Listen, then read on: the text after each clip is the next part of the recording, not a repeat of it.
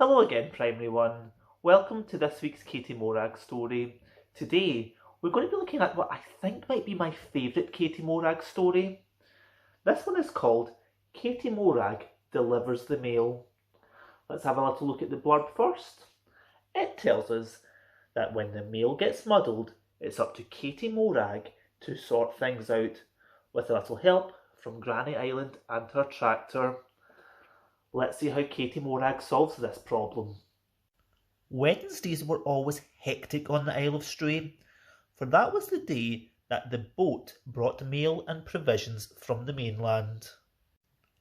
One particular Wednesday was worse than usual, since baby Liam was cutting his first tooth, and both Mr. and Mrs. McCall were in a bad mood.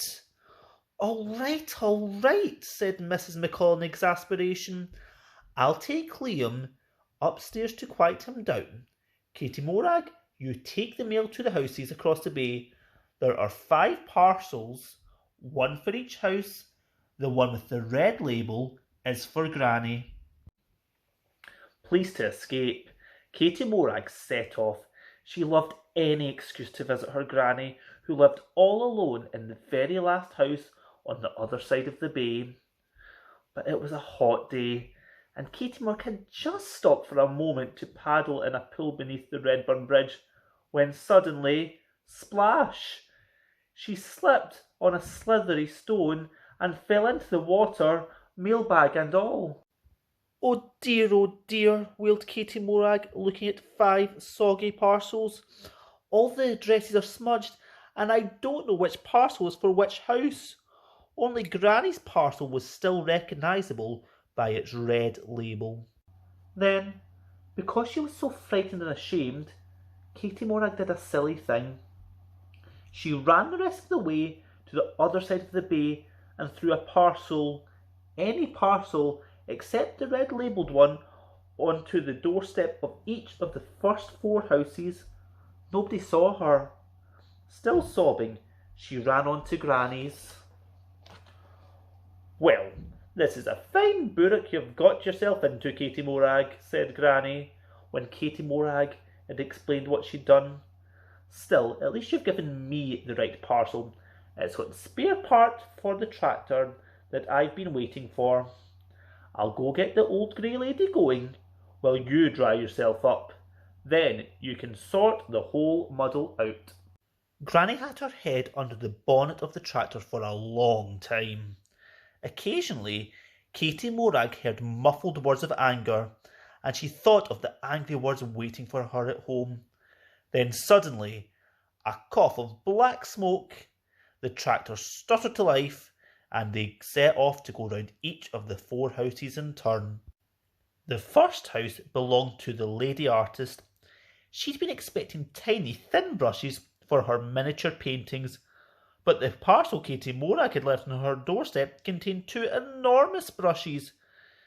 They're bigger than my painting boards, she said in disgust. The second house was rented by the holiday people. They had ordered fishing hooks from a sports catalogue, but their parcel had been full of garden seeds. We can't catch fish with daisies and lettuces, they complained. At the third house, Mr. McMaster was standing by a big barrel of whitewash, holding the lady artist's paintbrushes. How can I paint my walls with these fiddling little things? He asked. In the fourth house lived Mrs. Bayview. That stupid shop on the mainland. Where are my seeds? Flowers won't grow out of these, she said crossly, waving a pack of fishing hooks in the air. After much trundling back and forth, Katie Morag finally managed to collect and deliver all the right things to all the right people. Everyone smiled and waved and said, "Thank you very much." By now, it was getting dark.